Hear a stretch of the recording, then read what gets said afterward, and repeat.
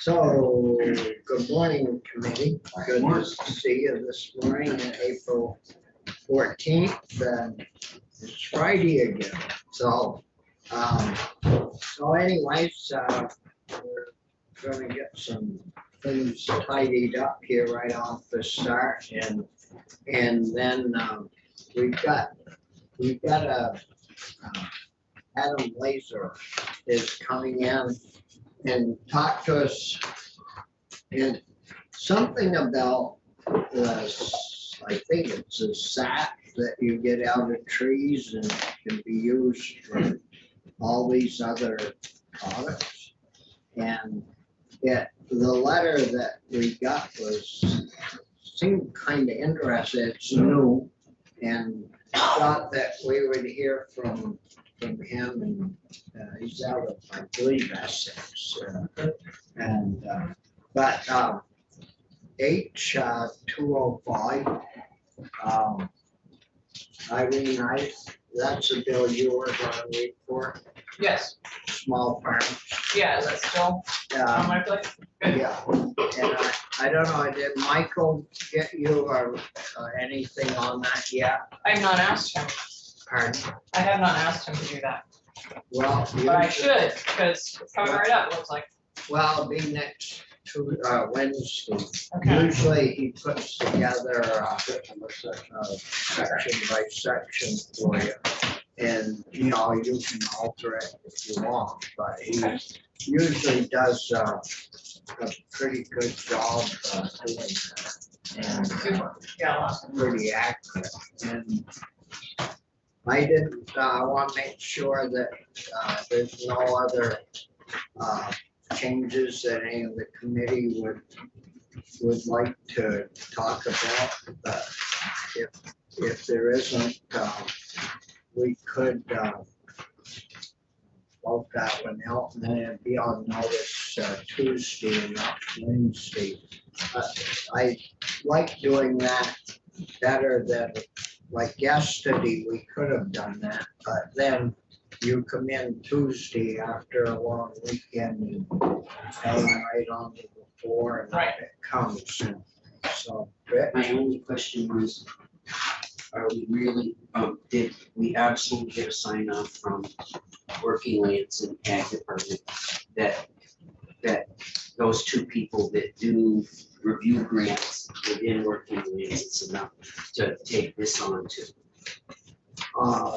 Abby, I thought she felt very comfortable with setting the little program. Well, she encouraged that because that's where the people are. She came in and she talked, and she was really clear about what the process was and everything. But I think she said there was 2.5 people they had there. They did it to the board, and I didn't hear it definitively said that, yeah, we can accommodate this with no problem within what we're doing. I'm happy to vote for this, vote it out and everything, but before we get through the floor, I'd like to make sure that they're in a position that this isn't gonna floor them.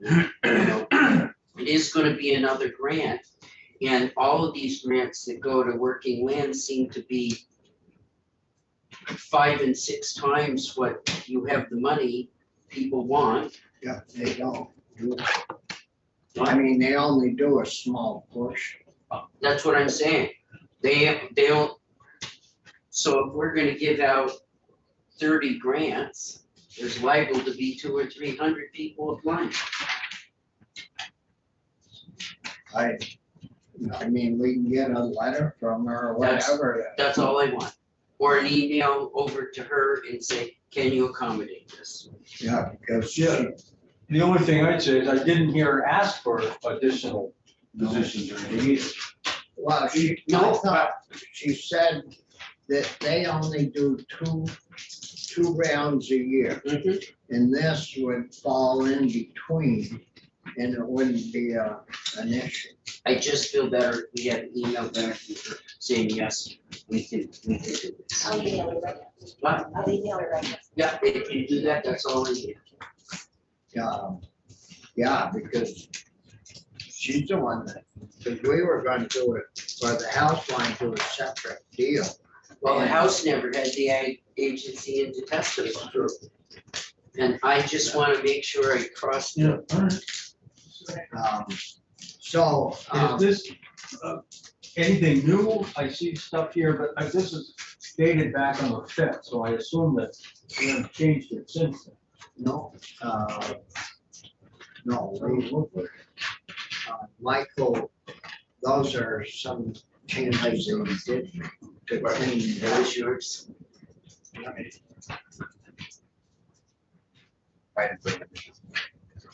From what we have at our places is draft 3.1, is that true? through the years, yeah. Yeah, and we have a 4.1 from the other day. So this one's kind of unique. Oh, my mistake. Let me check. Are there any differences? Yeah, he highlighted stuff the other day that we had changed. Oh, from 3.1 to 4.1. Yeah, like page 13, page, line 13, page 2, we had asked for some changes.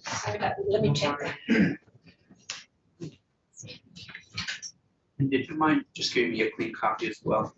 Yeah, I'm gonna check. I think I must have given you Yeah, the. 'cause, we were talking, we thought that 3.1 was, So there should be at least a 4.2 around it if Okay. he made the changes that we asked for yesterday.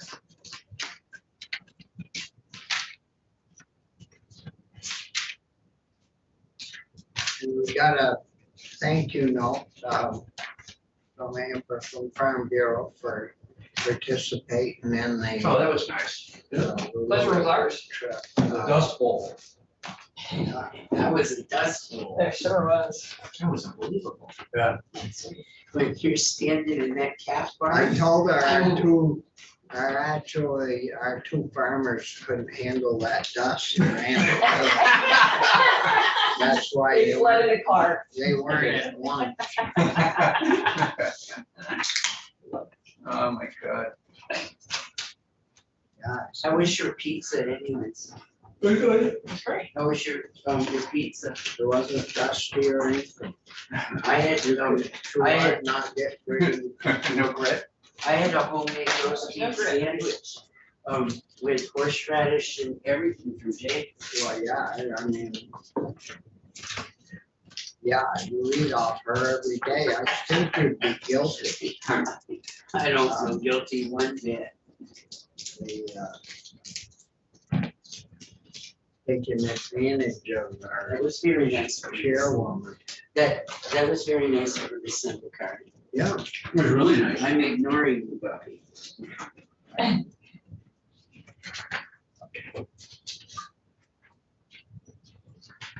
and while we're waiting for, are you finding that? Well, I'm a little confused. There was one, draft 5.1 on 3/14. Well, that's even further back in time. Right, and then 4.1 Yeah. Yeah, see what was I got. 4/13. That's what- That's correct. 4.1. The other issue is on, the other, miscellaneous bill. I was thinking we could, maybe take care of fishing games issue somehow. And I don't know, what you folks would like to do with that, but other than, I don't think it would be good to totally repeal it. But I certainly wouldn't feel bad if we capped it at a certain level.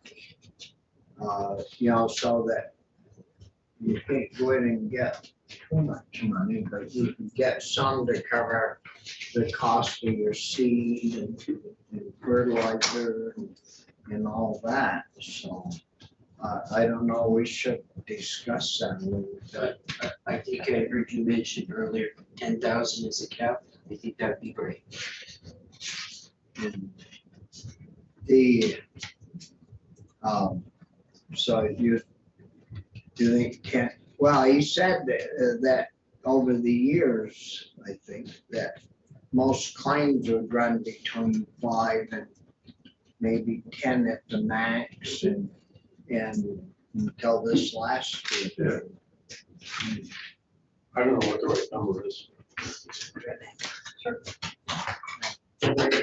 They apparently haven't had very many. Well, the way it sounded, that was the only one that was that big. I'm just afraid if somebody is,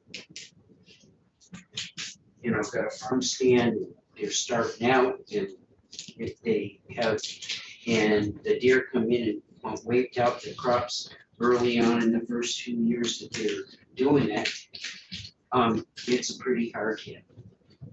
And Oh, yeah, if they could get covered for, but wouldn't you check the fields and see if there was damage, and if there was, be there to kind of take care of the prey?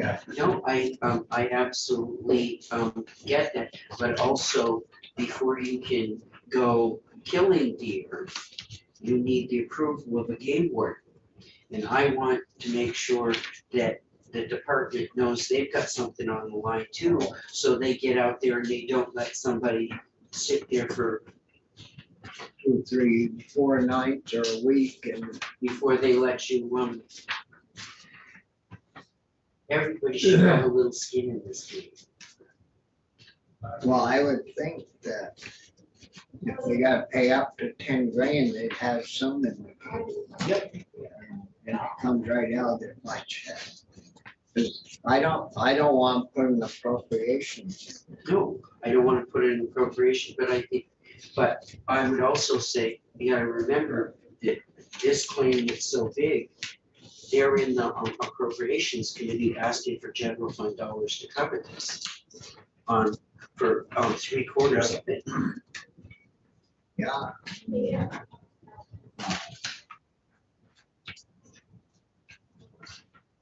I guess I'm fine with 10. 10. Yeah, again, it's an arbitrary number in many respects, so I don't know. What does it cost to raise crops? And Well, and if we find it's different going forward, we'll have to deal with it. address it. So, We have 10 claims. Thank you. But they haven't had 10 claims in 10 years. I know. no, that one, Okay. still, I who's doing the negotiating. But Thank you. Yeah, this looks like the last one I looked at. So we still have changes that need to be made, sir. Yeah, this is the one that he could sell the maple from a neighbor. Right. Yeah. 50% total. Products. And then he corrected the means products mean. Uh-oh, maybe he didn't. This is the same version we saw Yeah. the other Farm day. We have products not gotten means an update. products mean. Yeah, we gotta correct that. Line 13 on page 2. And also page 4, we had put in a specification for You got an referring back extra to mean. statute. What was the other one? Oh, federal state. At the end of the, Yeah. yeah, federal state is the same thing as we were gonna reference the statute here. Yeah. So we don't have the latest version, which just makes it, so it's not really right. it's not really, I mean, as,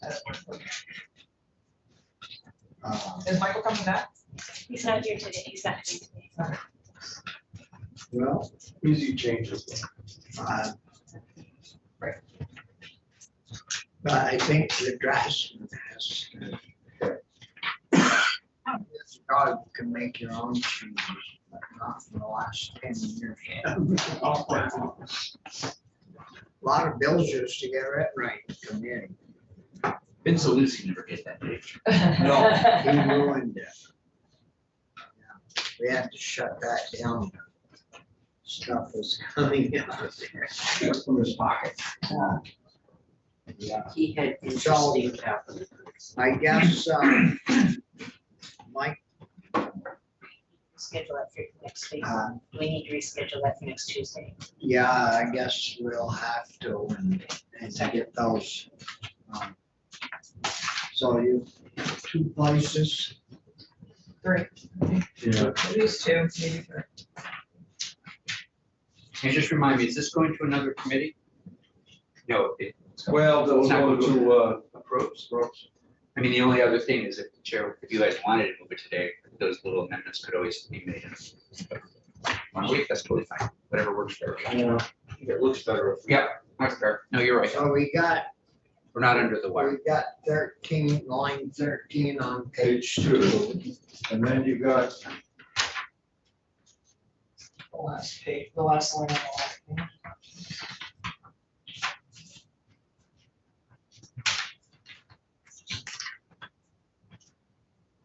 Line 2 on page 4.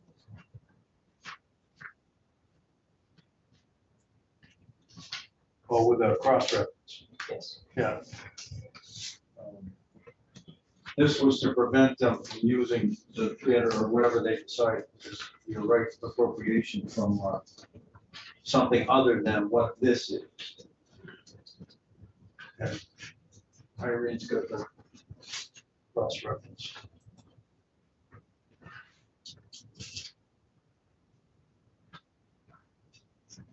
In the meantime, I will still contact him and, ask him to write up something so that we can enter our own, or whatever we got.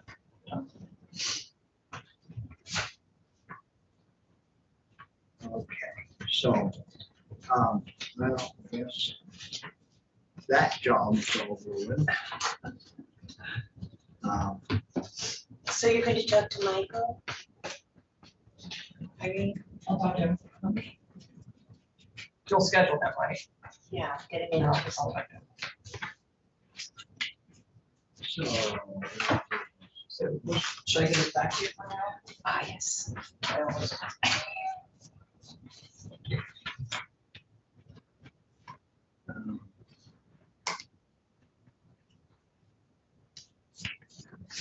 Who's the?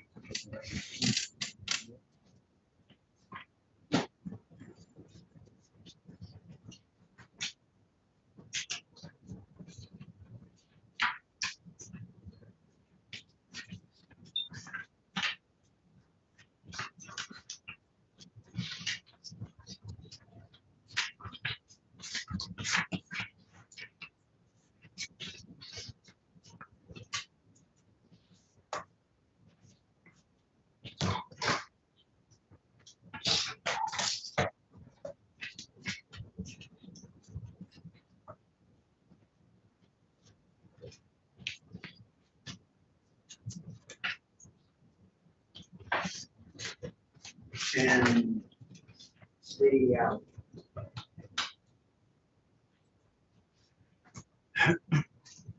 Michael was gonna be doing some work on cannabis language. Right. So we plan on that for Tuesday as well. Okay. Great. And, it would be good if we could get, that moving.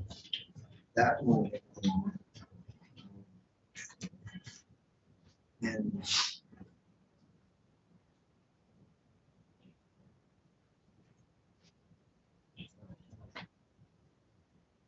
I don't know, I think that we have to have a whole lot, a whole lot more to get done for this season. Still got people calling every day that want to come in. We want to get money, right? Heard from the food bank, I've heard from people who want the Well, funding they ask for. not so much, guy from UVM wants to come and talk to us about interns.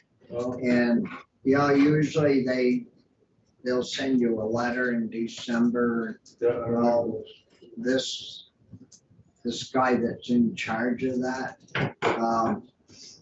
I think they want to start it earlier, like the second year of the biennium where you can get a student that's in their first semester instead of the second semester to do research work on putting bills in if you need that done.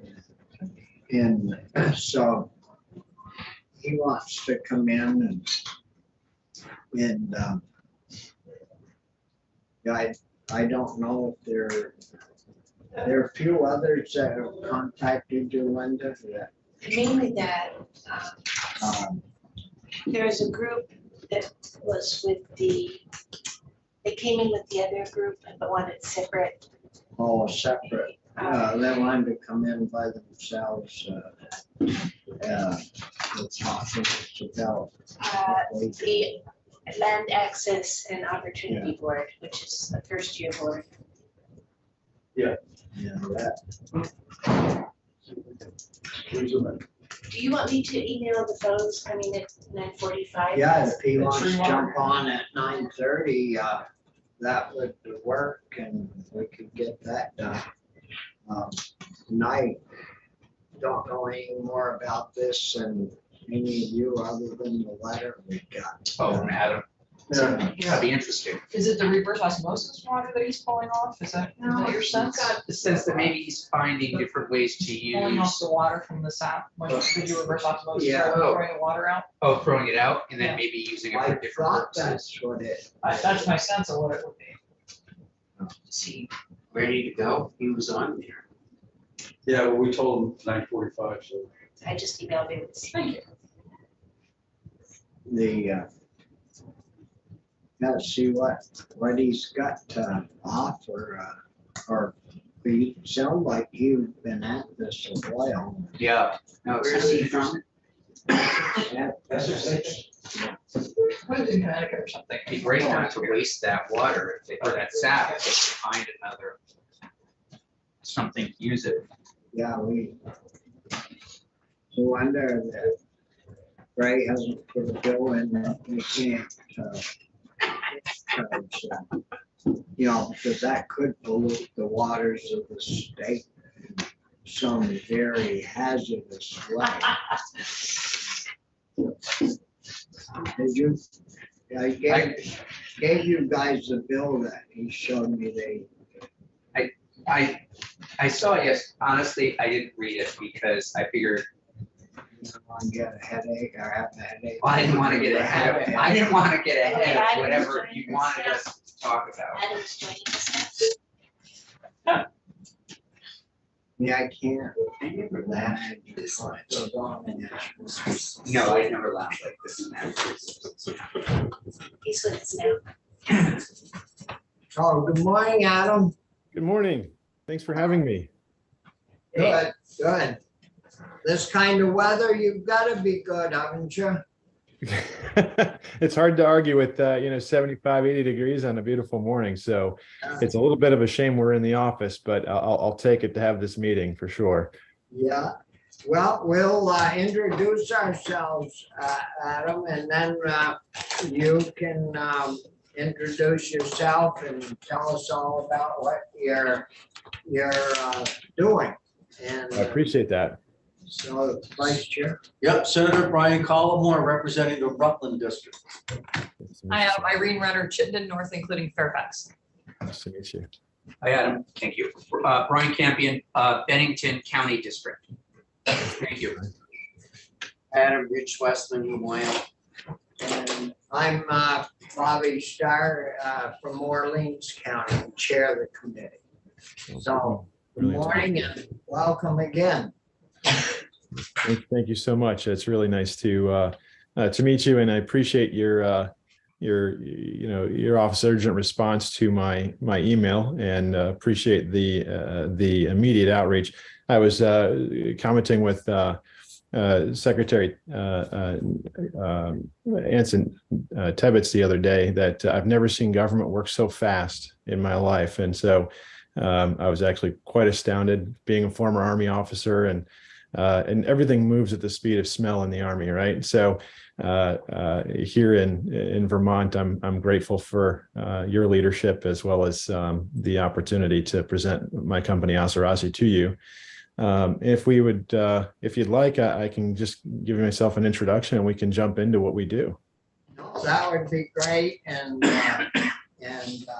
yeah, you were kind of lucky, we're at the tail end of things, and we've got our work pretty well wrapped up in the committee.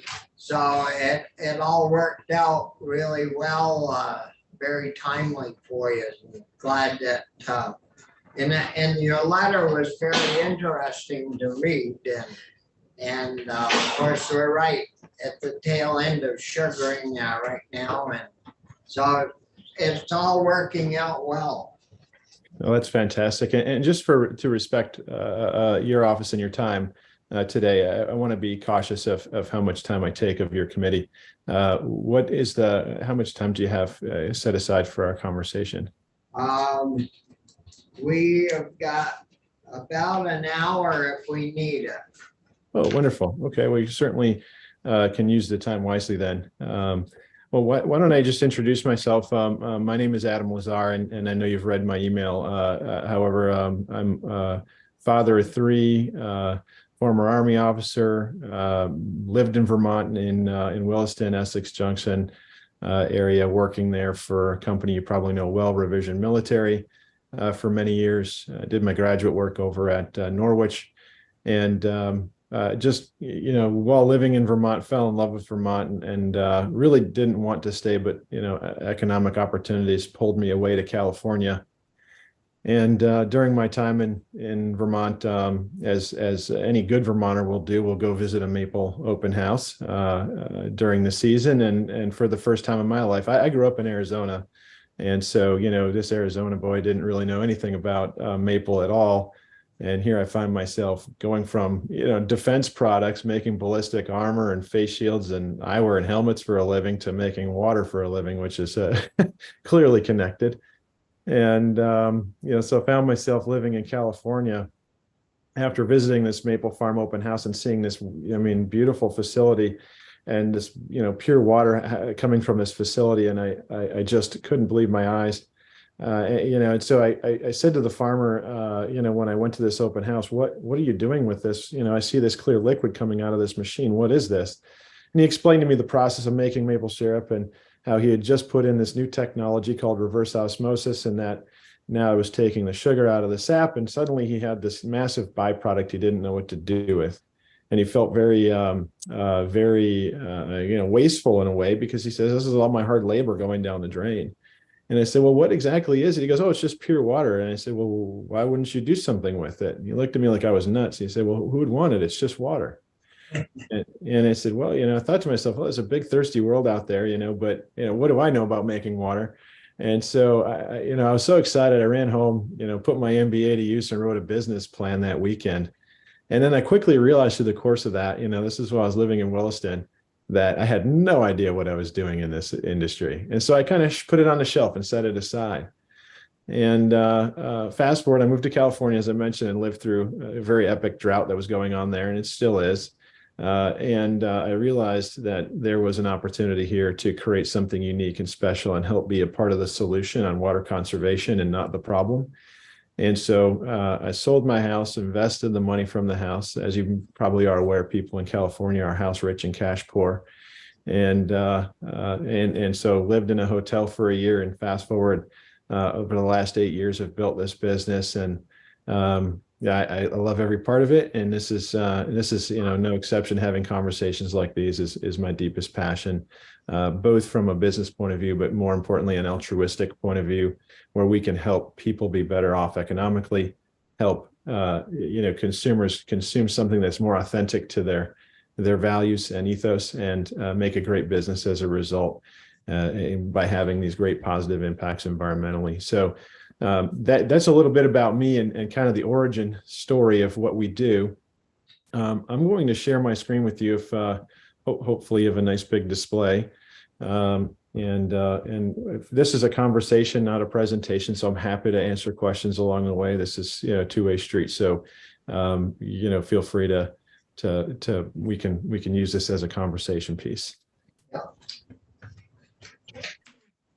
Pull this up here. So it is the water from the reverse osmosis that we're talking about utilizing, right? That's correct. Yes, sir. Yeah. So we talk about Asurasi, which is the Latin for the maple tree. So if you say it with an Italian accent, it's a lot more fun. Asurasi. It's, I saw it, how do I connect consumers with that authentic name? It really is the roots of our language and the roots of the tree create our water. So it really was a nice way of connecting the dots for consumers.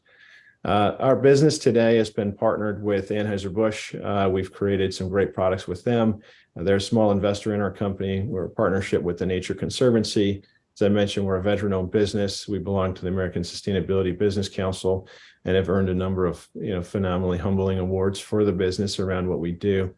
And, ultimately, when we think about what Asurasi is that when I discovered, this byproduct and realized by living through a drought, water scarcity is such a massive problem. We know that that's driven by overconsumption and drought, right? So human consumption and agriculture is driving a major part of that problem. And so if we could take the 1 billion gallons of sugar-free maple sap that are annually available from the maple industry and repurpose that for the water industry, could we be part of the solution and not part of the problem? And the answer is clearly yes. So we're using these maple permeates from the reverse osmosis, which is the technical term for maple water, as a tree-sourced or plant-based alternative to groundwater in the bottle and in any consumer packaged good product that uses water as a base ingredient. And while that won't change, it won't solve water scarcity completely. What happens is that consumers really connect the dots with this product because by the simple act of consumption, they're actually conserving groundwater.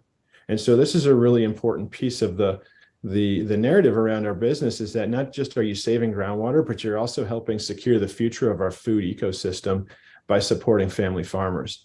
And so our business is entirely around positive contribution, positive impact, both environment and agriculture, and giving consumers the products that they want from a convenience point of view without the negatives associated with it in the current industry today with water being such a nefarious industry. And so when we start to look at the impact, especially here, nationally, which is a big issue, just a few days ago, the White House announced almost a 400 billion gallon water cut to the Colorado River ecosystem because 7 states in that area that rely on that river ecosystem refused to cooperate, could not make the hard decisions, and got stuck in committee, I'm sure. And at the end of the day, the federal government stepped in and said, well, we warned you, we gave you 2 years to figure it out, you didn't do it, and now we're going to do it for you, and everyone's going to have to take a hard look at what they're doing. And so water conversation, water conservation, water issues are at the top foremost mindset of the average American consumer today.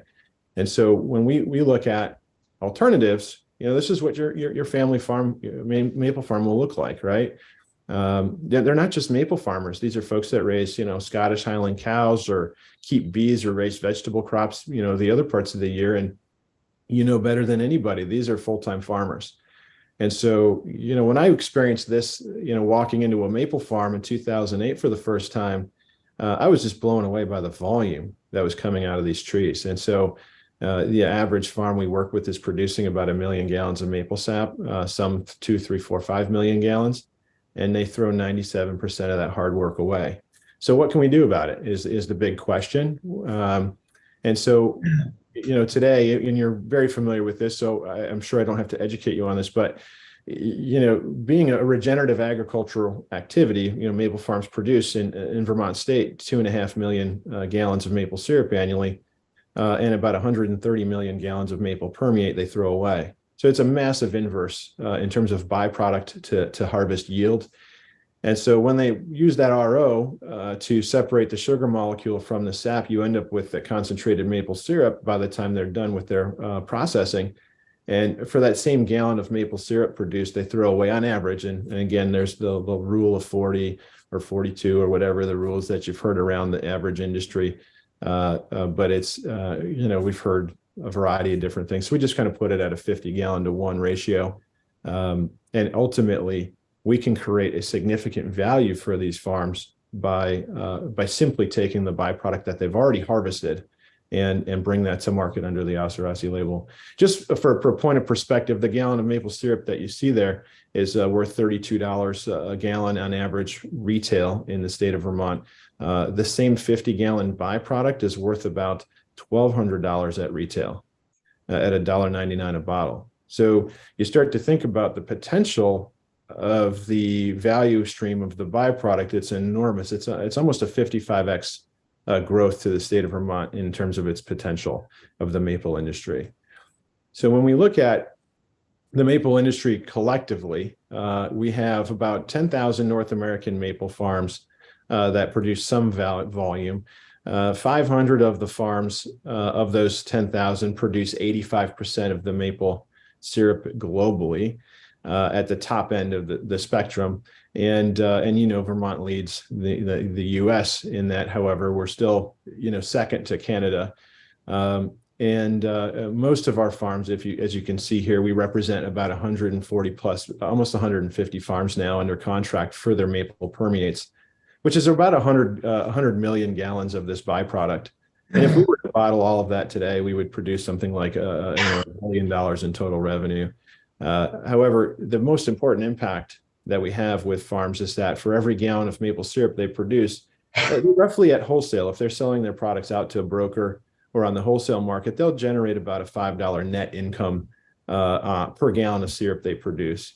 That's after all their expenses.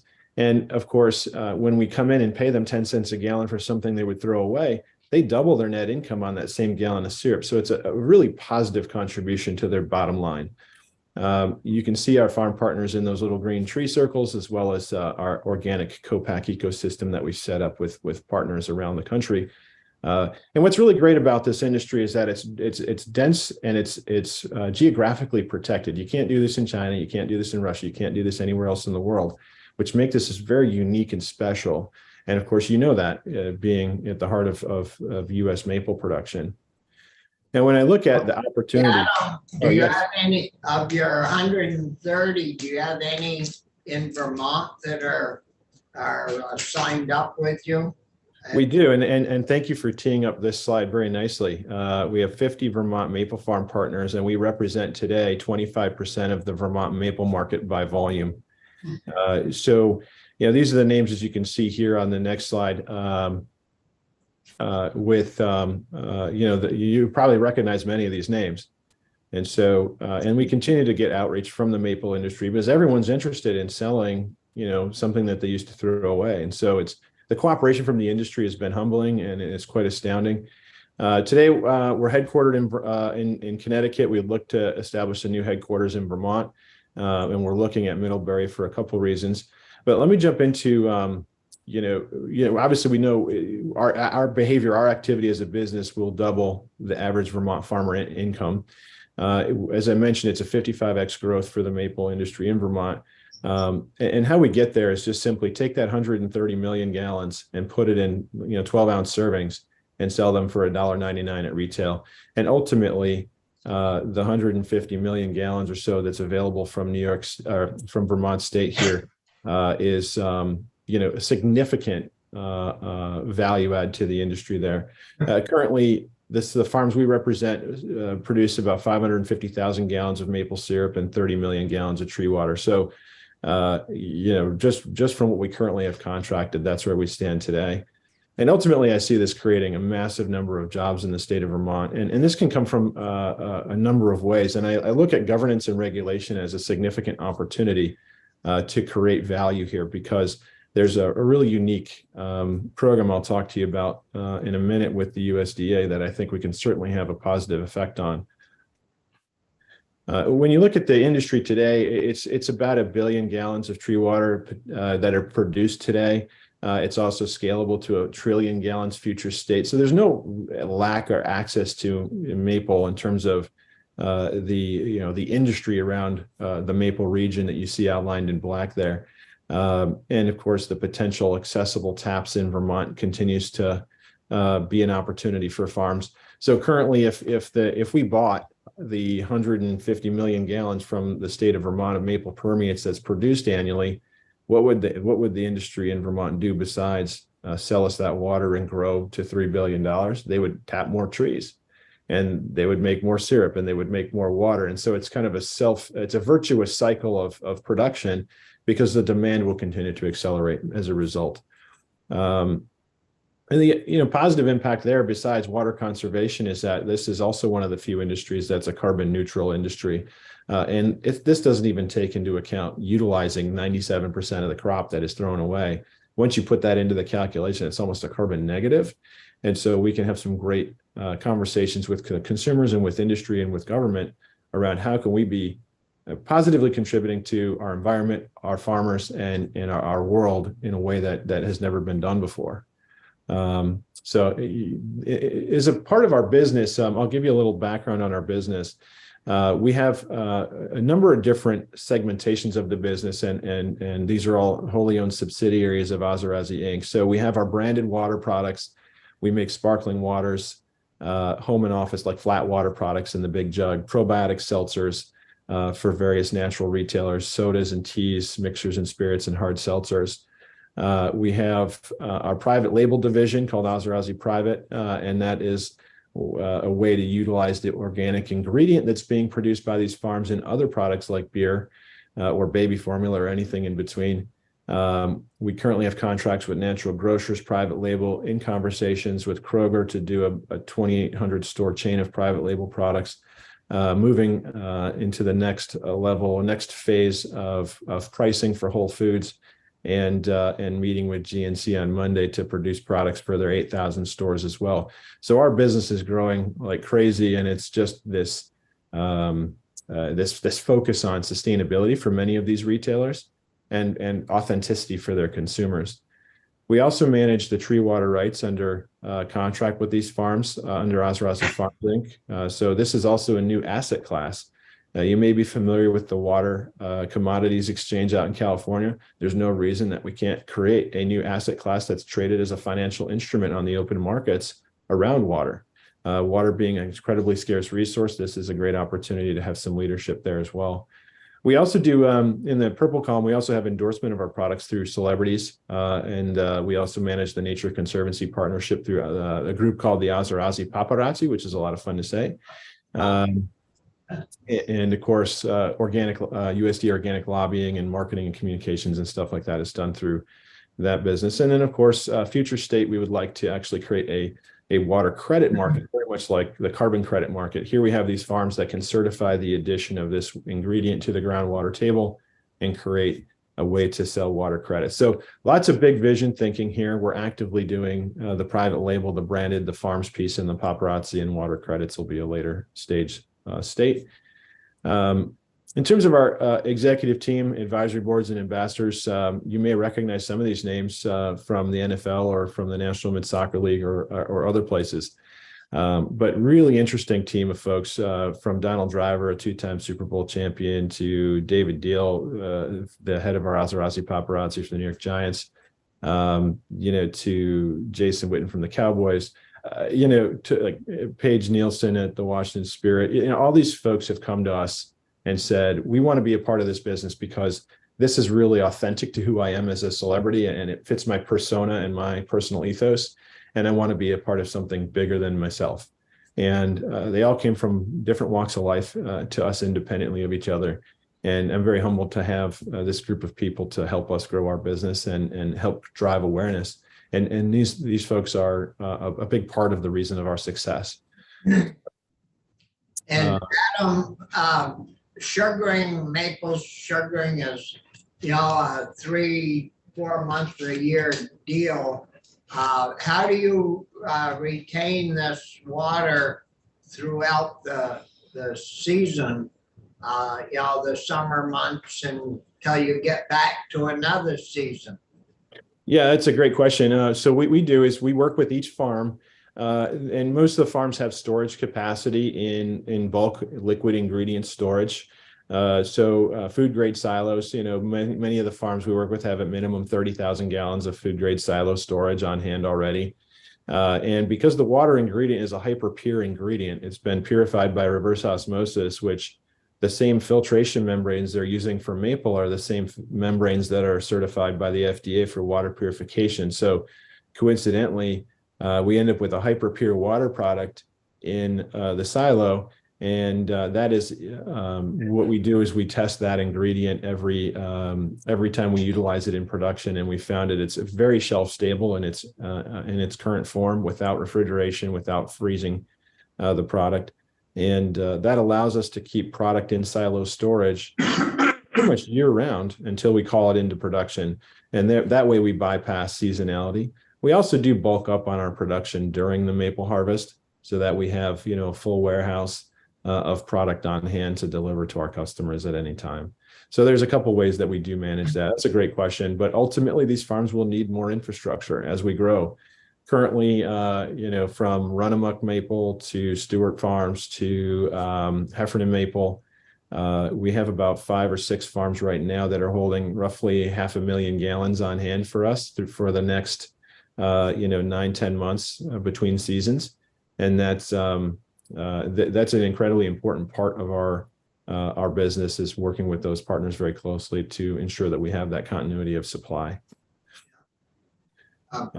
So Adam, can I ask you another question? I'm just Please. following this as best I could. And congratulations, by the way, this is amazing. Thank you so much. I'm interested in the way you distribute. In other words, if I have a farm and I've got 1,000 taps, do you send a tanker to my farm? We do. And load it with water and then drive it somewhere? How does that whole process work? Let me pull back here. So if you can see my slide here, yeah, so the farmers will tap their trees. They'll hold that maple permeate in silo storage for us that you can see. In some cases, they're vertical silos. In some cases, they're horizontal. Yep. They will then send a food grade hauler to those farms, which are hyper local to our facilities and that we're moving our production to in Middlebury. So we currently produce in Massachusetts, and we're moving all of our production to Middlebury as we speak. And then we hire food grade haulers either from the farm themselves that have managed tankers and trucks, or local haulers that have an impact on the community there as well. So we have a variety of ways to move that bulk ingredient down. Eventually, I'd love to produce directly on the farm for some of our products, and I can share you some of that vision that I have as well there. It's in terms of our business, which will be helpful for you to understand kind of what we're doing, and which will then tee up into how the products that we're making at the farms. As I mentioned, I started this business about 8 years ago. Really got underway in 2017 with our first product launch, won a number of awards and investments in the business to grow the business. Won the International Bottled Water Tasting Double-Blind Taste Test, the Berkeley Springs competition for the best tasting sparkling water in the world that year in 2020.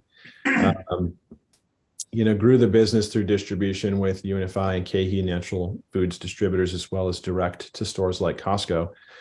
Today, we're in a couple hundred Walmart stores in the Midwest, 2 divisions of Costco, one in Los Angeles, and just as of this week, the division of San Diego, Costco is going to be bringing our products in. We're also sold in Costco, Hawaii. We have a private label contract with Natural Grocers, which will go into market in the next 60 days, and doing about $5 million in revenue from that contract alone. In conversation with Kroger, and have products that are in one of their store divisions up in the Pacific Northwest. We just shipped our first shipment to Cambodia. We've shipped to Japan and the United Arab Emirates and Australia, and it just keeps growing from there. And currently, some phenomenal next stage opportunities with Whole Foods and GNC and Kroger as well. So our business is growing very rapidly, as you can see. The products that we produce today under the Ozarazi brand, and this is where I could see both the co-pack production, our owned production facilities, as well as production facilities on the farms through either joint venture or investment direct into the farm, would make a lot of sense. We make our glass bottled products today in both single serve and 4-pack formats.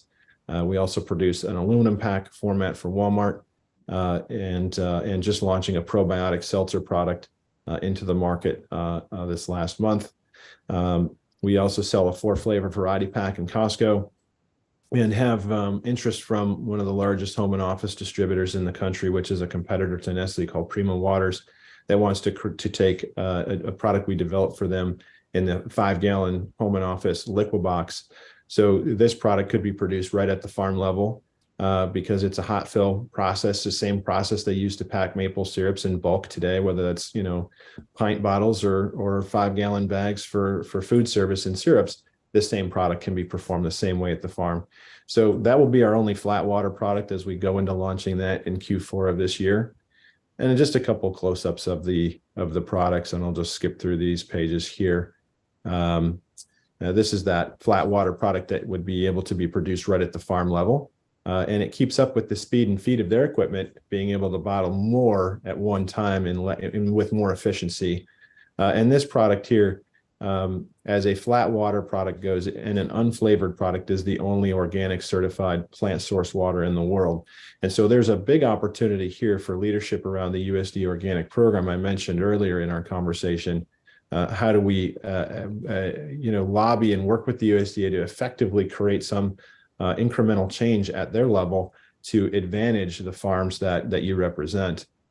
So one of our products for natural grocers, they'll be launching 6 products, which is a probiotic water that we've created for them, which the big call out on the front of the packaging is sustainably sourced from maple trees.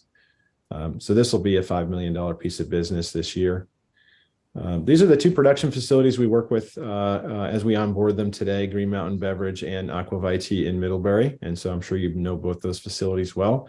Really beautiful facilities, and just, I think, some of the best teamwork I've ever seen working with those folks to onboard our products into their ecosystem. So Adam, are you looking for any investors? We are, and we're looking for, look, I mean, scale costs money, right? We spent $2.3 million building this business today. $1 million of that was business awards and prizes that we've won, and so it's kind of ironic how much it costs to build a business, but yeah, we're continuously raising capital, and ultimately this is part of our conversation: is how do we create new opportunities for the business in partnership with the state. So I do have a little bit of a slide on the capital page, which I'm happy to share with you. And how we get there with consumers is, and the USDA, for example, is we have a really hyper pure water product. And this will make the conversation around investors very interesting. So we have this hyper pure water product that doesn't have any of the negative elements. It's the only organic source of water in the world because it comes from trees, a biologic source, and not the groundwater table.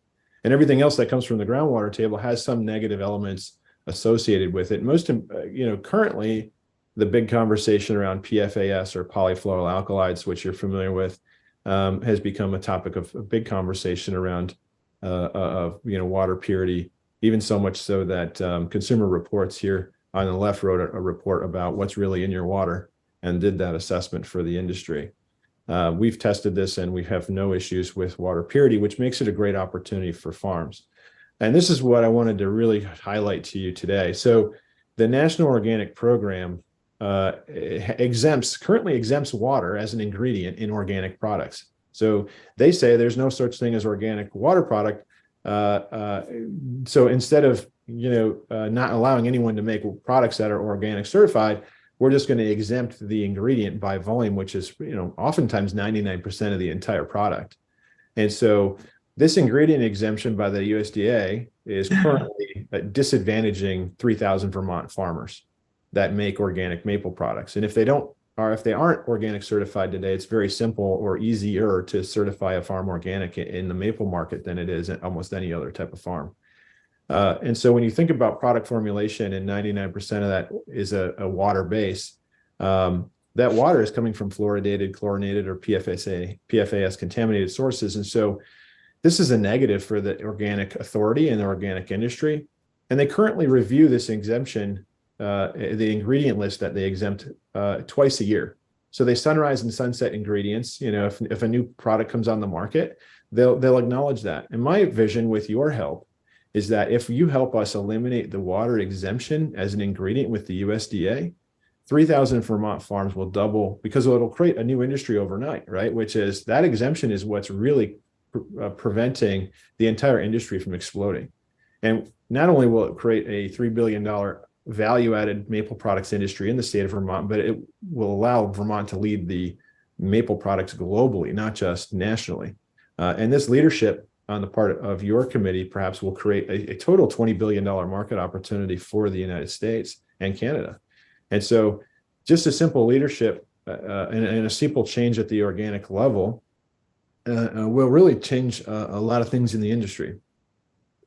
So in terms of, water is the #1 packaged good in the industry. And so this is, whether it's, it puts to pale pretty much any other packaged good in terms of its volume. It's growing to a $500 billion market over the next few years. And it's shocking because water is terrible for the environment, yet, the demand for it continues to grow. So how do we create that $20 billion market opportunity with your farms and your help? Is by simple legislative behavior on the part of the USDA, which is really a program that's already established and has mechanisms to make this change very quickly and easily. And really, with your help on investment, with your help in working with strategic partnerships like the state as well as others in the state, I think we can have a tremendous impact. I don't want to get too much further down the line. We can dive into some of the details in terms of what we do, but I think it's pretty clear, we have a really unique product that really benefits farms, adds to the drinkable water supply, adds to the conversation around, conservation and regenerative agriculture. So there's lots of great impacts that we have. We do focus on a health and wellness consumer, but let's face it, water is for everyone. And there isn't one person, I think, domestically or globally, that hasn't experienced a time where they needed to buy a bottle of water out of necessity and not just convenience.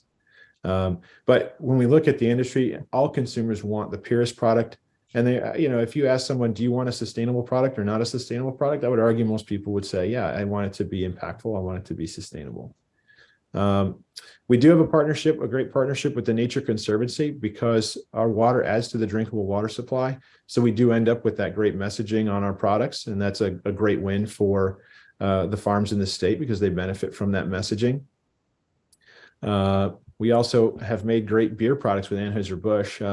Some of the fastest selling beer products in their breweries, in their tap room. So we've made beer with Goose Island Beer Company, as well as the Wicked Weed Brewing Company. And at the height of COVID, Wicked Weed sold 5,000 pints of beer of the Conservation Kolsch Maple Tree Water beer in 1 week. It was just astounding in terms of volume. So 15 barrels of beer in a week was something they never experienced before.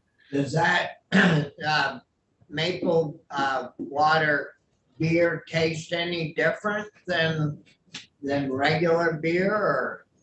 It does from a point of view of it's very soft water, because it's hyper purified water, right? At the end of the day, it's very, very soft.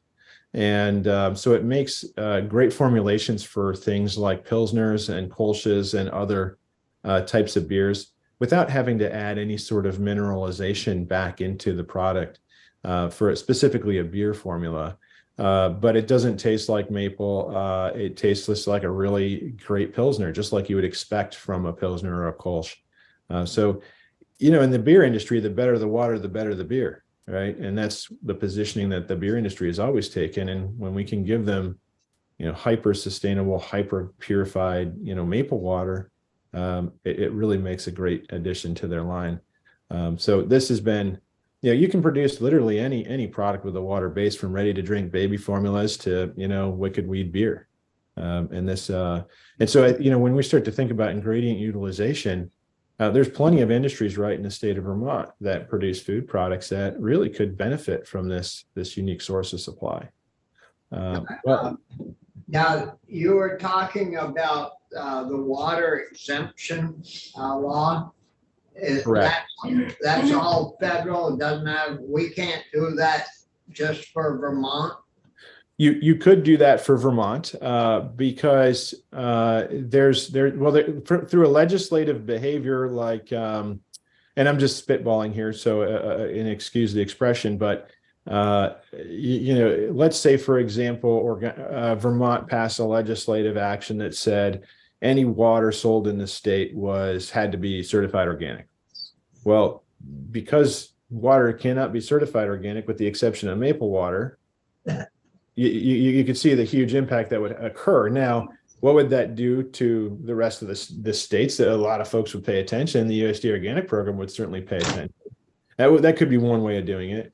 The other way of doing it, which is much easier, is going as a collective force of the industry and saying, we're in order for beverages or any food grade product that is organic certified to utilize the organic logo on their products, they will need to use a plant source of water, and they do have the power to do that without legislative action. It's simply a lobbying of the USDA through mechanisms they already have in place.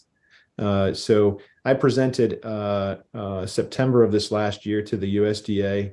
They have an ingredient review panel that's a public comment forum. I presented what we were doing and I kind of teed up the conversation with them to know that this exemption request is coming, and they'll have to figure out how to deal with that exemption because what they're honestly doing is disadvantaging 10,000 North American maple farms that are who they should be representing by this exemption today. So I think it'd be a very easy conversation, but it's got to start at the legislative bodies like yourselves that come to the USDA. One person does not have the wherewithal and resources like myself to solicit that sort of, because that change, it's a significant change for the industry. So Adam, this is fascinating. You are the guy from Arizona that visited a maple farm and came up with this idea. I'm really surprised nobody else has. So do you have competition right now for this or not? We don't, which is unusual. It sure is. And this is where we can really be the first mover advantage and really put our arms around an entire industry that not only allows us to manage this from a more altruistic viewpoint than a greed perspective. I'm an unabashed capitalist and I'm not afraid to say so. But at the same point, I'm also a guy that works with my heart center for everybody that's involved in our business. And our internal mantra is impact everywhere. And when we think about how do we make a farmer's life better, because look, the future of our children and our society relies on farms. No farms, no food. So if we can benefit the farm, that's great. If we can benefit the environment, because if we don't take care of our environment, no one else will, and it won't be there for future generations. Even downstream from our production and impacts that we have in those levels, we partner with the National Industries of the Blind to pick, pack, and ship our products from sheltered blind workshops. And that allows the blind to sight impaired to have meaningful work. And at the same point, we benefit from, their nonprofit FedEx shipping rates, which allows us to get our products to consumers at a lower price point. And so there's a great way to cooperate with multiple industries in order to make a great business. And so I think it's our first mover advantage to really create not just a great business, but a super impactful business as well. So Adam, once you get your plant set up in Middlebury, I believe you said, is it gonna be mentioned anywhere on the can, packaged in Middlebury, Vermont, or packaged in Vermont? Because we do have a pretty good reputation of putting out good products. You do. Yes, absolutely. Where we go from here is, we're raising capital to grow the business with our co-pack ecosystem. So what we're trying to do today instead of spending $10 million on a facility this second, right, which at minimum would take to really get things going, is to work cooperatively with the existing industry in Middlebury, with Green Mountain Beverage and with Aquavite, who are well competent in creating and producing our beverages. So that allows us to take the heavy lift of that extreme technical knowledge off of our plate and helps us focus more of our time on sales, marketing, working with farms, operations, customer service, and all of the related activities required to create a branded product and managing our private label contracts as well. And so ultimately, we will outscale the ability of those facilities over the next couple of years to produce our products just from a point of view of capacity. And so then we take the time over the next 2 years to build the right facility that can really act as a cooperative, if you will, maybe not necessarily in structure, but in a cooperative-esque environment, because we're working with a lot of farms, right? So we want that to be a facility that can cooperatively work for the benefit of those farms. And I do envision a joint venture partnership with some of our larger farms that are already buying 85% of the sap produced in Vermont and processing it in their larger facilities.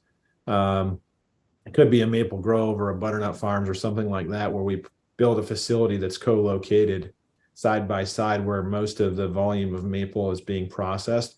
And it may not just be one facility, it could be multiple facilities, future state, because as we grow, capacity constraints and volume constraints at each of those farms will determine how much we can actually produce.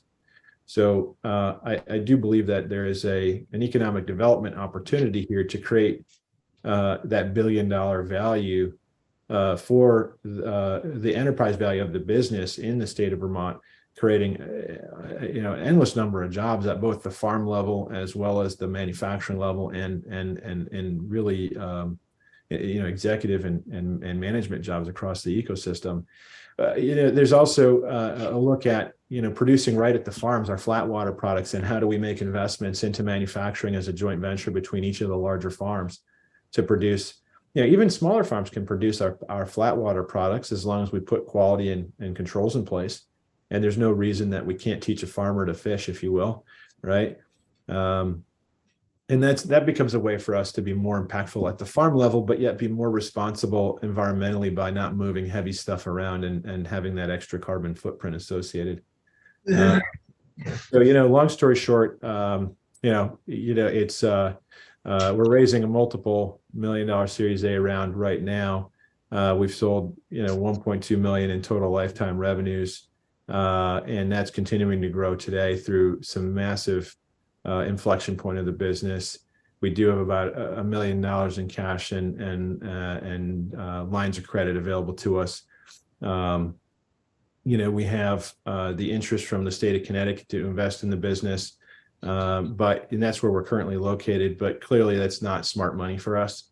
And this is why I approached the state of Vermont to say, this is really going to benefit your constituents moreover than anyone else in across 13 states that produce maple. And so how do we partner to do that?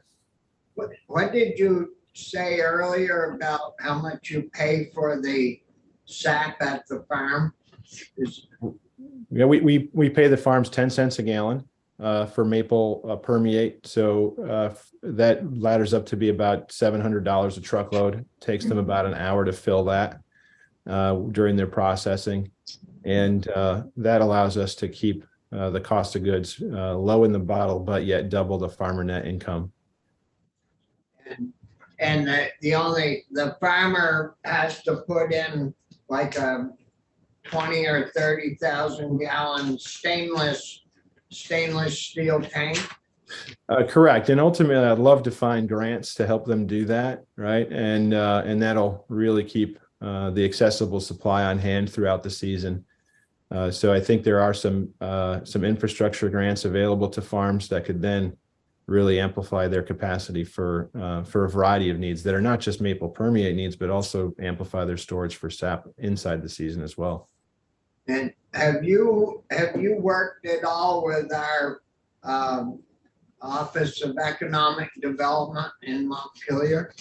This week has been a bit of a flurry of meetings. Since I sent that email, I opened up a can of worms, I think, because I think I've had 2 meetings a day with all the various agencies. And that's why I said at the beginning of our meeting, it's been a very impressive number of folks that have come together to support our ask of the state of Vermont, and very humbled to see that. So I've met with VITA, I've met with the Veggie Program, I've met with Tim Tierney and Anson and the other folks there. So with the agricultural secretary. So it's been humbling to really just meet with all these different folks and start to learn about the various programs. It is challenging to get my head around because there's one of me and many of you. So. Joan Goldstein and Lindsay, Lindsay Curley at our economic development group. I know they got a bunch of money for sitting over there, ARPA money or federal money, I should say, that it's going to be going out if you needed, some financial help. As far as legislatively, I would I would want our lawyer that writes our bills, I'd want him to have a conversation, I think, with you to get, all the facts, and he would put it together in legal terms, and then we would go review it and determine, if we wanted to make changes, but we have about 2 or 3 weeks left, and I don't know in that time frame if we would have time to put something through. If we did, we could miss something if we tried pushing something through Vermont here in that short time period, but we could give it a whirl. Yeah, I'm not opposed to any ideas or suggestions you have. You're the experts in the room here, and at the end of the day, I think it makes sense to take the appropriate amount of time to do what is necessary, not necessarily rush things either. And I know as you get towards the end of the legislative session, I'm sure things get a little hectic. Oh, So, so I can only imagine that in order to serve your constituents in the appropriate way, we take the time, to look at submitting something for the next session. Another suggestion I'd make, Adam, is to get a hold of Senator Peter Welch, who is our, congressional representative in the Senate, one of the two. The farm bill, I think they're still working on, and I don't know whether it's too late in that process to get something in it. But at least Peter's office can, it's another resource for you, that's all. He sits on the ag committee. And he's on the agriculture committee in the US Senate. And I don't know if you work with any farms over in Maine. We have probably a couple, 2 or 3, I think, that are there. We haven't bought permeates from them. Senator Collins over in Maine has worked her way up on the Senate Ag Committee. And if, she could really, like if Leahy was still there, Mm-hmm. He could pump this thing through pretty well.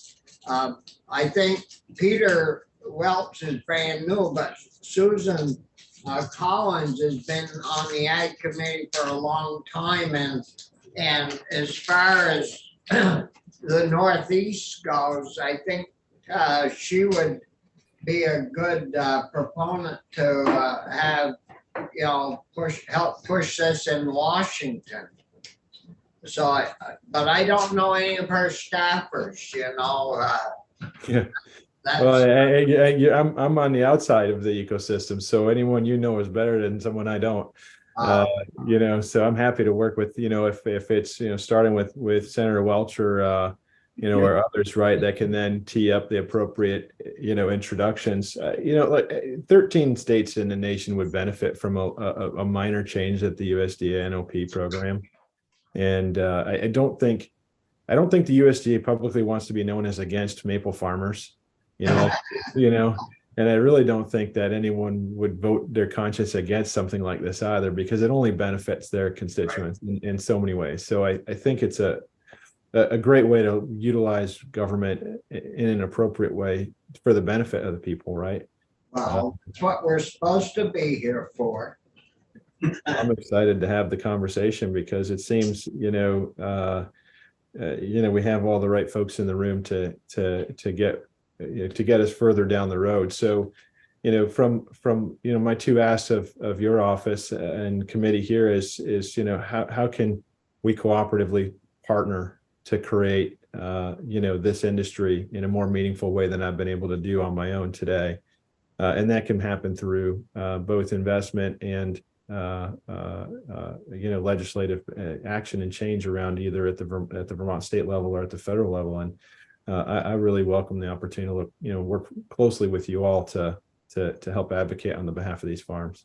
Well, Yeah, not that it matters, but Susan is vice chair of the Senate Appropriations Committee, which that won't hurt either. They have a tendency to be pretty well listened to.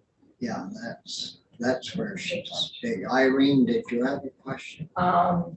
A couple things. I know when Ben and Jerry's was first starting out, I think they did some creative funding. I don't know if you're looking to go public at any point or if you want to maintain this privately.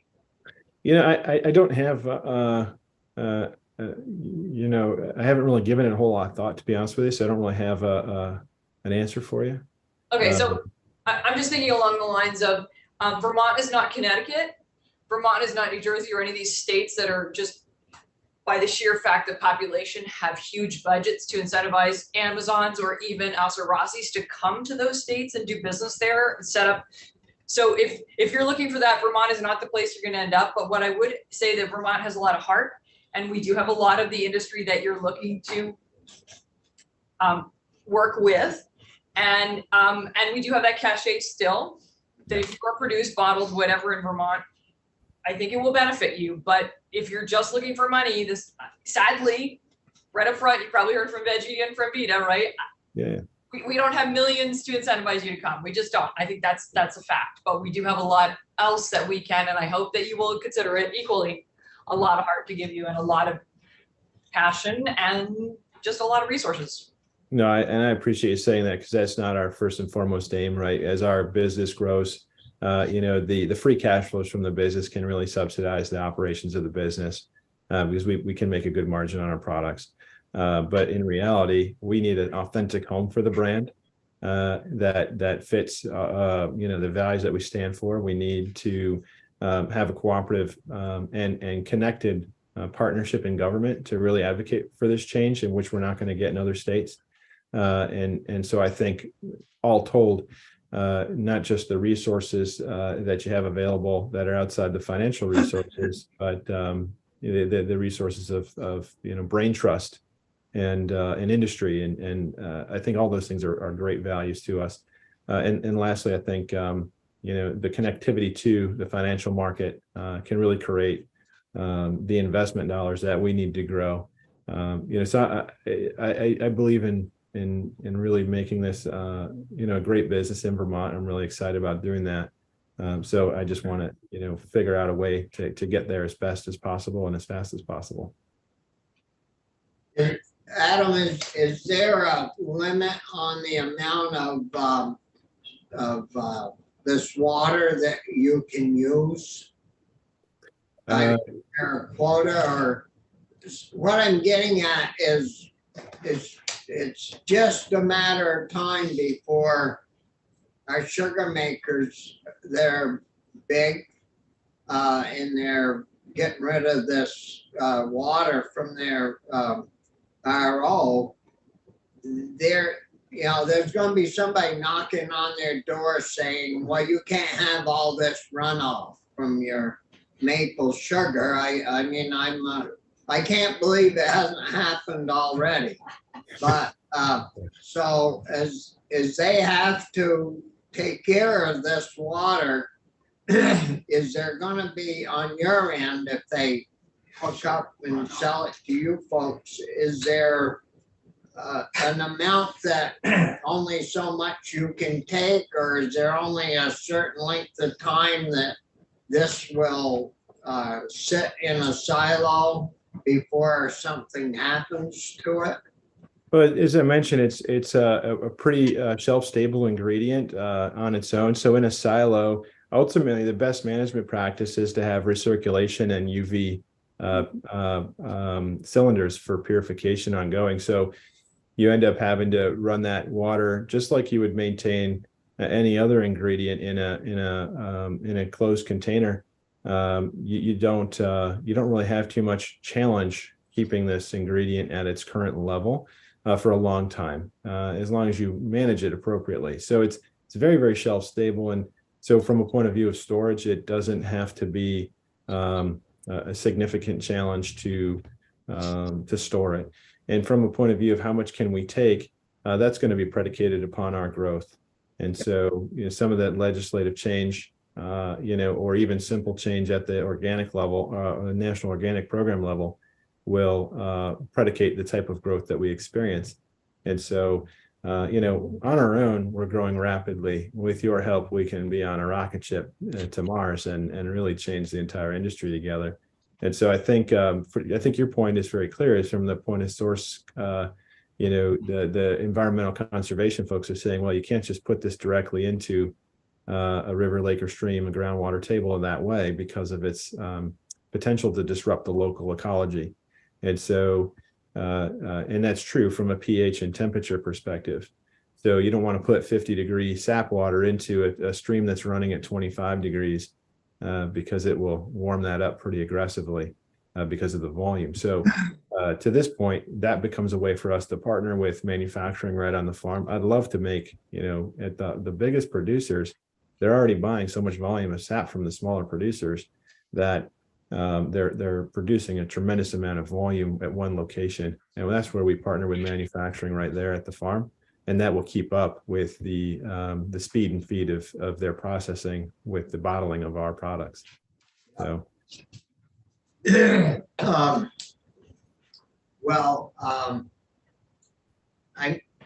don't know. Well, we have your contact information. The gentleman that works for us, his name is Michael O'Grady. And he works for our legislative council, but he does all of our drafting work. mm-hmm. And so I may have him give you a call.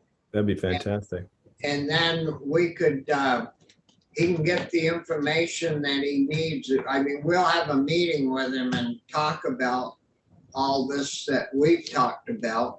Yeah. And have him give you a call, get what information he feels he needs, so we'll have this thing right, or as right as we can be, to draft up for maybe our next legislative session. Mm-hmm. And if we could get that into draft form, we might even, do some pre-meetings or something before we get started next winter. But it would be good to get, have plenty of time to put it together, the proposal together in a proper form. And I agree.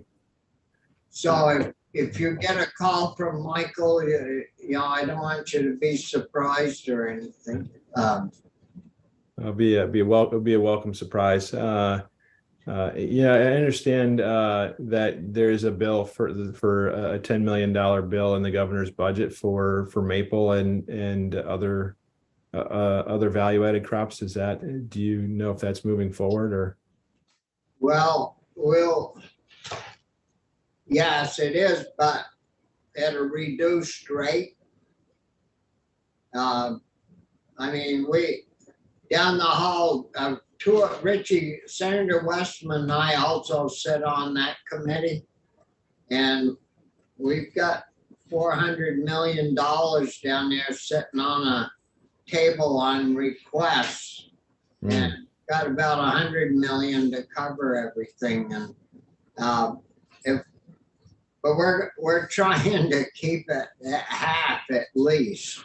Sure. You know, to get it started and then come back, you know, if there's more money next year, try to get it up to the 10, because there's things like what you're doing. You know, we could put a couple $1 million into that, and it would make quite a difference for you and for the people of Vermont. That's And right. Yeah.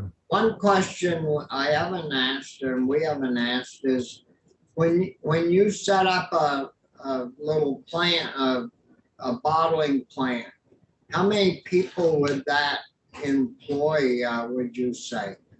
Well, it will really depend upon the size and scale and scope of, you know, so if it was at a farm and we could put micro bottling plants at farms instead of moving heavy stuff around, that can be, you know, 5 to 10 people, you know, doing some sort of operation, canning, packing, right at the farm. And then, of course, we'll have to find a place to put all those finished goods. If it was at a much larger facility, you know, and that's on the micro level. So if we're helping farms become better processors of these goods on a collaborative basis, that could be done at the micro level. At the more 100,000 foot view, you know, you could easily put in facilities that have 100 employees, you know, making products co-located side by side to some of these larger facilities. So it's, you know, I do like the idea that from a direct jobs impact, you can have multiple hundreds of folks being employed, you know, at facilities that are, you know, collectively co-located beside these larger farms. However, when we look at it from you know, there's 3,000 Vermont farms. If we are helping them become processors, even just buying the water products from them, they need more labor. And so each of those farms could generate an additional single job to multiple jobs per farm as a secondary impact. So from an economic development point of view, I would say it's probably tens of thousands of jobs potential if we were to buy the same. If we were to buy the aggregate crop that's available in the state of Vermont, you could easily see 10,000 new jobs as a result. Is there such a thing as a mobile bottling or packaging plant? So if you got one sugar maker done right on site, then you go to the next one? There is, you know, there is some specific configuration needs when it comes to, you know, mobile bottling units, whether they most of them don't have pasteurization or most of them do not have carbonation. And so they're typically designed for the beer industry to go from one brewery to the next, which typically they have their own carbonation occurring naturally in beer. And of course, pasteurization is relevant for many of those products on site. So where I do think that each individual farms can really benefit from one of the products is that natural flat water product, where they can pack that just like they currently pack their existing syrups. The industry is hot packing syrups at a high temperature. It's, you know, 160 degrees, 165 degrees. They can do that same thing with water products in a flat water version without the need for pasteurization or carbonation and without the need for expensive, heavy and you know, large equipment. So they can do that under their current ecosystem today. And so that becomes, as we build into the flat water business, that becomes a significant opportunity for both the farm as well as Osirisity. Now, does the water have to be pasteurized or brought up to a certain temperature? Correct. Yeah, for food safety reasons, you want to get that product to 160 degrees minimum for you know, a period of time to hit the right pasteurization units.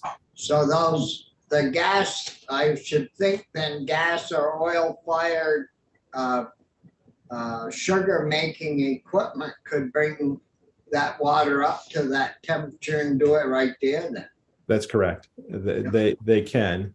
And that's where, to be not disruptive to their current operation during the maple harvest, they would need to either have additional RO and evaporated capacity, or do it outside of the season post their production where they're storing those permeates and then, continuing the bottling and manufacturing activity post the maple harvest. Once their harvest is complete, they're able to then move into the next product processing, which is the water itself, which keeps them busier longer. And so that's a great question, because that will advantage the farm longer term. Yeah, that would, because some of these guys, they work at it year round. And that would be good. Utilization of equipment and energy and resources is just that much more multiplied as a result of this activity. So. Other questions? How do we get it in the cafeteria? Pardon? How do we get your product in our cafeteria? Oh yeah, very, very easy. We can make sure that happens. In fact, I don't know what the limit of value that I can send of products to your offices to try or to share around, but I'm happy to send you our products directly to enjoy for yourselves. Is that possible to do without violating any sort of ethics of the law? Probably. Okay. That's why I was thinking about selling it in the cafeteria. Yeah, we certainly can do that. We sell direct to a lot of little stores and locations like that, so we can easily sell direct to the State House for sure. Anything else, Adam, that you have for us? No, I just want to say I really appreciate your time. I know you've given me a tremendous amount of time today, and while that's rare, and I appreciate that you have so much going on. This has been an exciting opportunity for me to share our story with you all, and thank you so much for your passion around what we're doing. It's really exciting to see that. Well, thank you, and it was interesting and enjoyable, and we want to wish you the very best. And as I said, we'll get Michael to give you a call, and we'll try to get something drafted up. That's wonderful. And in terms of some of the folks that you think could be great connectors on fundraising side, if you have any thoughts on introductions there, I'd be grateful for it. We can work on that, but our ag agency has little money to get small grants, but the real money would have to come from the Agency of Commerce and Community Development.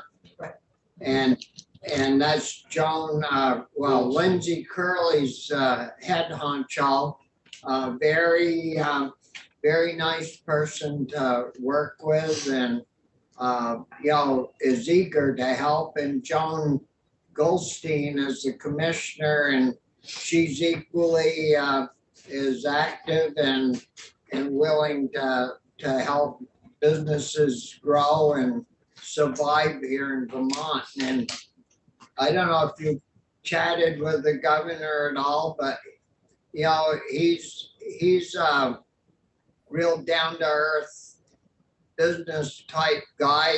He owned his own business, and sometime if you could get in to see him, I'm sure he would be excited to hear from you.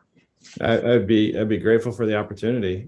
So if you don't mind, making that connection to his office, I'd really appreciate it.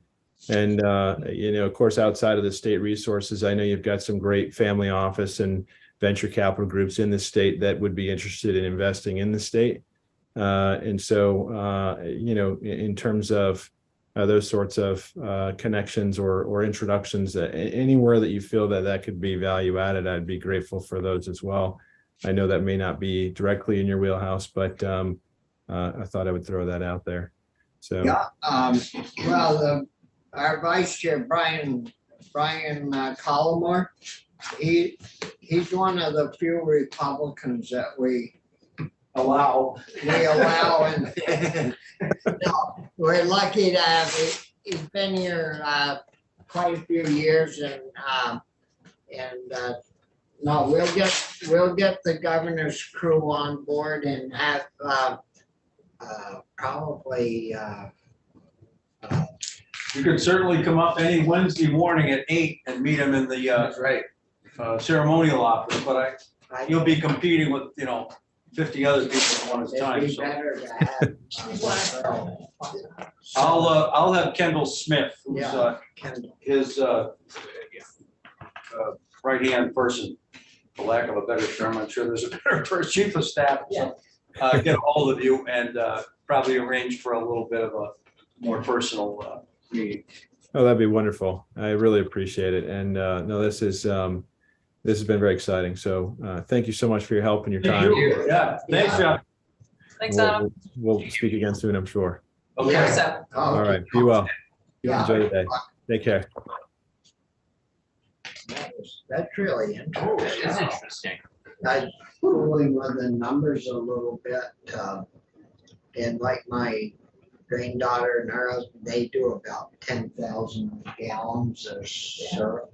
Yeah. But that'd be $40,000 getting rid of that water, and I just know that some days, and I told them last weekend, I said, you wanna get ready and get a pond built or something to run that water into, because, Somebody's gonna be oh, on. yeah. Very interesting. You mentioned that to Frank, he'd be on. Yeah. He's on his way down now. Oh, that guy's gonna be rich, if he isn't already. Very it's a interesting. great read. He should take that public, That's get on the stock market. Very interesting.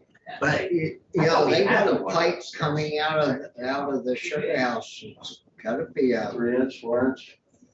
3 anyways, if not a 4, from that RO pumping. And it's just going out now, I right? know. Well, he has a stoned in Ditch. place, and a stone ditch where it runs down through and eventually gets to the White River. That's pure gold. You shouldn't do that. No, You should be bottling You didn't himself know. and drinking it. Maybe I should talk him into giving me that water. There you I've go. been- I need business. Bring it in, bring it in for the you rest could of have a us. competing Should I company with take this some guy. here?